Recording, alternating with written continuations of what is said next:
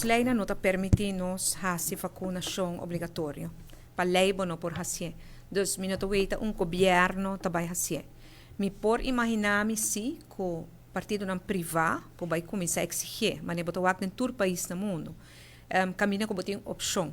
Para sobrar bom por lá que gente sem opção tampouco. Por exemplo, me não pode imaginar-me que hospital também bisa bom mestre vacunar para vai cuido. Pero se você vai nightclub, por raio nightclub tá bisa solamente se você vacunar por dentro. Pero governo me não tá aqui, pero para mim tá hopi honesto também, mas veita hopi cos cambia durante o processo aqui, que men laga agora que na posição tá nos não vai obrigar ninguém gente através de lei. Se é cambio no futuro, nos lo bem explica se é cambio para que está, pero agora que não me não tá primeira que seja caso. A prensa internacional está pensando que lo qual é uma pandemia dentro de essa que não está vacunada.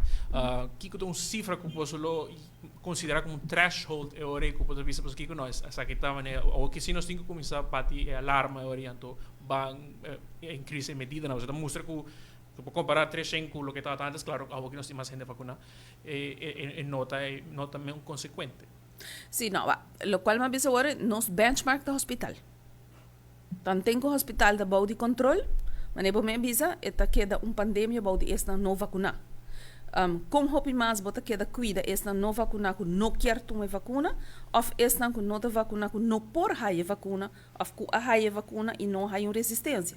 Dor de não, algo médico, que evitar isso aí. Esse é outro tema e esse é outro grupo, e grupo aí não está sendo grande. Então, esta queda é uma epidemia para esta que não quer, por motivo não personal não quer vacunar, mas agora não pode ter full país regen para esse tão pouco.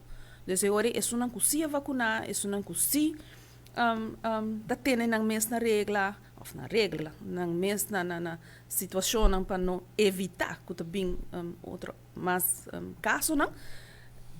Como daarbij atender que sei, dus vanuit met de papi agora aqui para o grupo médico, com o daarbij que sei, também com nosso hospital porque da faz seu trabalho no diário, é decir, que há pouco tem mestre de outro ajudança médico, não tá horas trabalhar, para aí sei dor que tem COVID opgenomen, também que sei não tem caso, bom não tem necessidade para vir com medida.